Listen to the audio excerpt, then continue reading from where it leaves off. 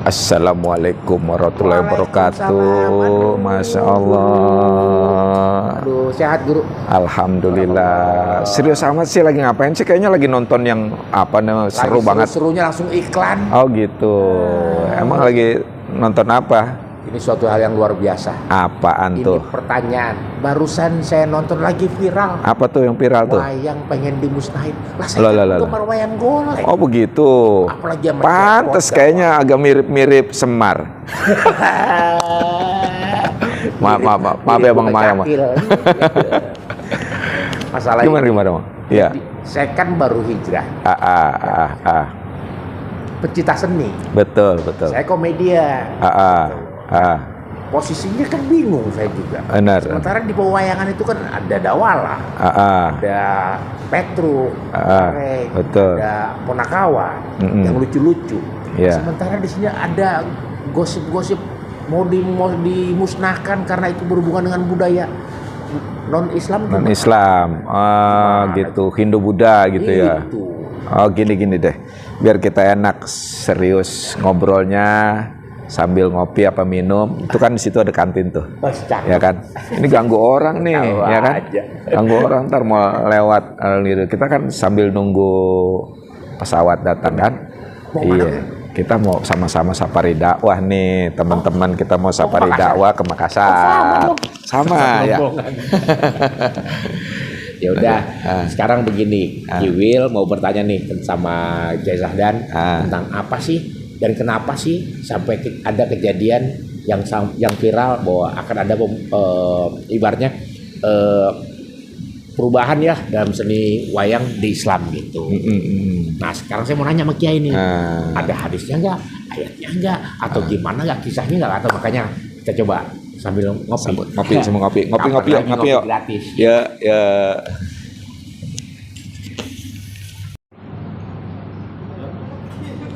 Nah, sini enak tuh kan. Ada silang. Oh iya, tetap jaga jarak ya gitu ya. Sekarang gimana Kiai? Ini masalah tentang wayang. Wayang yang sekarang ibaratnya dibid'ahkan lah dalam Islam itu.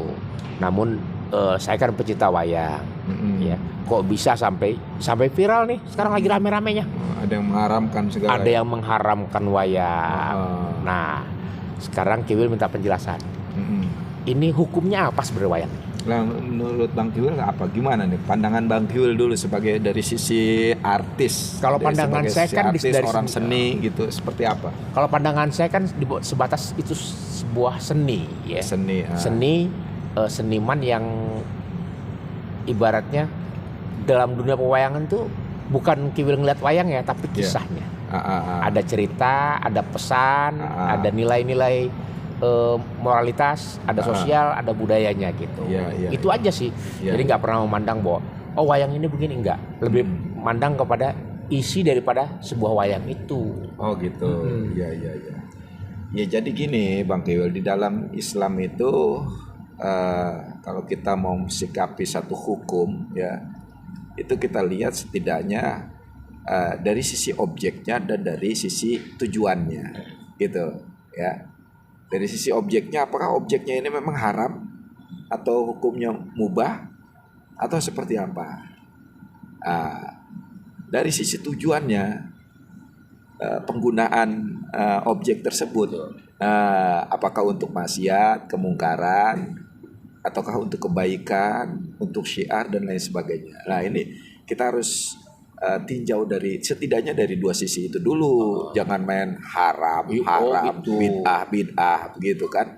Ini bisa, makanya rame kemarin kan seperti itu. Karena main haram, bid'ah. Karena memang mungkin dilihat dari sejarahnya.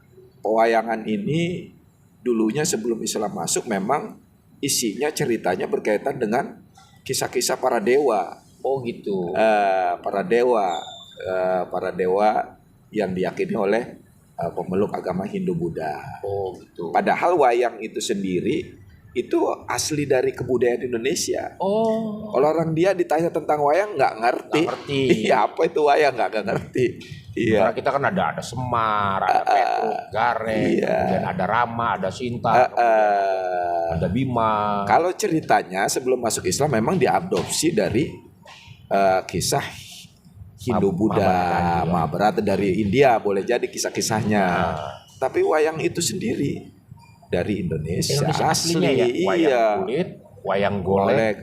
Awalnya kan ketika Islam belum masuk, dia itu wayang itu masih seperti wayang golek, masih ada mirip-mirip manusianya. Nah, wayang kulit itu setelah Islam masuk ke Bang Kewil. Oh gitu. Iya. Awalnya kan wayang itu persis manusia. Karena kalau persis manusia itu, ini kalau kita lihat dari sudut pandang objeknya ya Bang Kewil ya. Kalau dari bentuk manusia seperti patung bentuk manusia, memang ini terjadi yang namanya ikhtilaf, boleh atau tidaknya, ya kan? Karena mirip manusia, gitu kan? Makanya ini terjadi ikhtilaf. Tapi ada banyak ulama juga membolehkan. Kenapa? Karena kalau kita lihat bagaimana Nabi Isa dulu membuat patung burung, ya kan? Gitu. Lihat di dalam surat Al-Imran ayat 49. A'udzubillahi minasyaitonirrajim. Bismillahirrahmanirrahim. Anni akhluqu lakum minat tini kahayati tayri fa'anfuhu fihi fayakunu tayran biidznillah. Jadi Nabi Isa itu membuat patung burung dari tanah liat. Persis banget patung burung. Lalu kemudian ditiup menjadi hidup. Ya, dari sini banyak ulama juga yang mengatakan boleh-boleh saja bikin patung, itu kan. Nah, ini begitu Islam masuk, itu justru wayang itu dijadikan media untuk dakwah. Tetapi kan bentuknya kayak manusia nih. Maka akhirnya dimodifikasilah oleh para wali songo gitu loh. Akhirnya bagaimana supaya tidak persis manusia, supaya menghilangi tadi itu perbedaan pendapat, kontroversial, ikhtilaf gitu kan. Maka akhirnya lah digepengin, ditipisin. Sesuatu yang tipis itu adalah kulit, gitu kan. Kulit itu tipis dan sesuatu yang tipis itu adalah kulit, maka disebut dengan wayang kulit. Di situ sejarahnya Bang. Begitu. Jadi jangan main haram-haram aja. Itu makanya saya bilang, waduh, nyaris saya nggak bakal nonton wayang lagi. Belum cukup sampai situ nih, ulama Wali Songo ini cerdas sekali. Ya kan, tidak sampai situ, bahkan bentuknya juga, karakteristik dari bentuknya itu dirubah. Tangannya panjang sampai kaki, ya kan?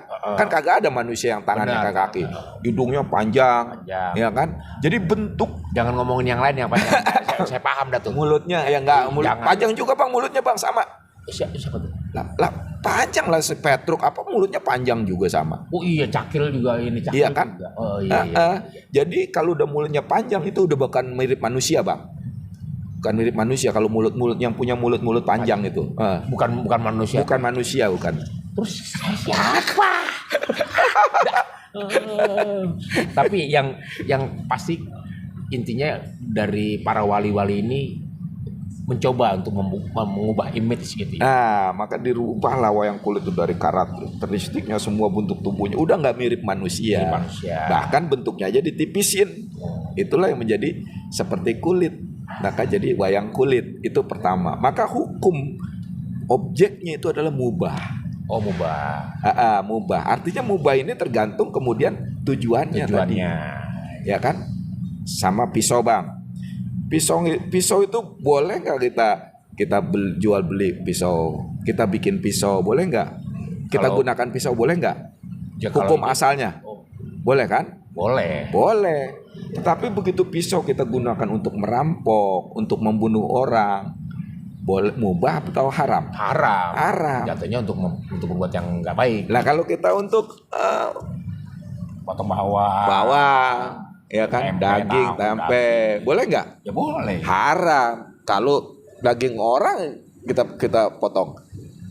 Gue nggak nanya itu. Saya pikir buat masak. Tahu-tahu orang kita ambil. Daging orang, tempe orang. Mengembat-ngembat aja.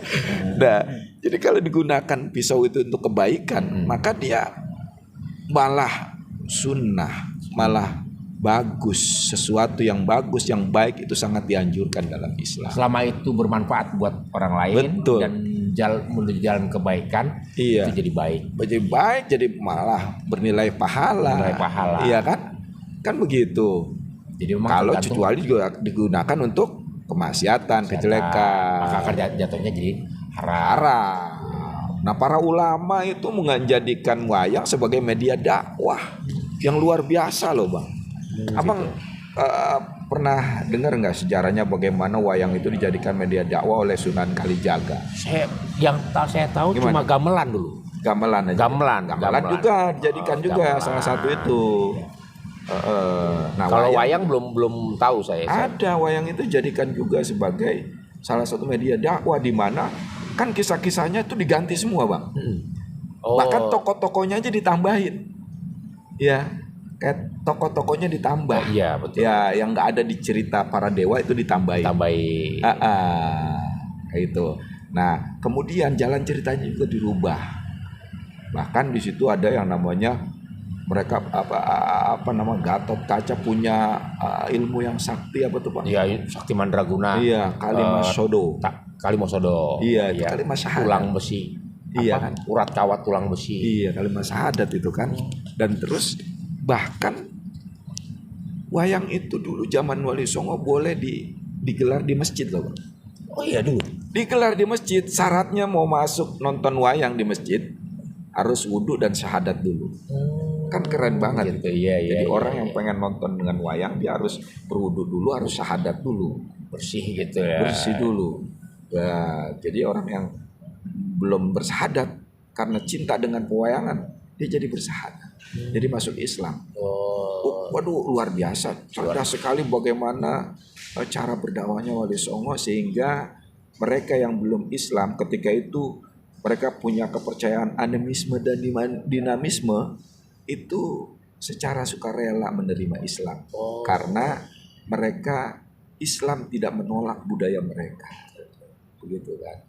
Jadi intinya wayang itu sebenarnya tidak ada masalah, tergantung tidak ada bagaimana masalah. kita mempergunakan itu. Iya, sama dan juga dengan wayang itu lain. untuk suatu hal-hal yang baik, untuk kebaikan. Iya, gitu. Betul. Nah, buat ini semua teman-teman semuanya, sekarang kita udah tahu, tadi udah viral kan bahwa wayang itu dibid'ahkan. Ternyata apa kata Kiai Sadan, tergantung bagaimana kita memanfaatkan itu. Benar. Pisau bisa haram kalau dipergunakan untuk membunuh, tapi pisau bisa jadi kebaikan. Kalau buat apa? Buat motong sayuran. Dapat bernilai pahala malah. Buat bantu orang tua apa gitu. Betul. Sekarang Kiwil Pak, hati-hati dalam memutuskan hukum dalam Islam.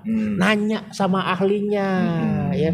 Jadi jangan masyarakat cekokin begini, jangan. Tanya dulu sama ahlinya. Alhamdulillah Kiwil dapat pencerahan lah. Udah ngerti. Makasih banyak nih Pak Ustaz. Makasih. Ya. Mudah-mudahan bermanfaat juga nih buat teman-teman dan sedikit ilmu buat saya. Sama-sama. Walaupun sedikit itu sangat bermanfaat buat ke depannya. Ya, amin. Terima kasih. Ya, makasih. Kalau begitu pamitan dulu ya. Pak Ustadz nih. Ya. Kopinya belum keluar ya. Iya.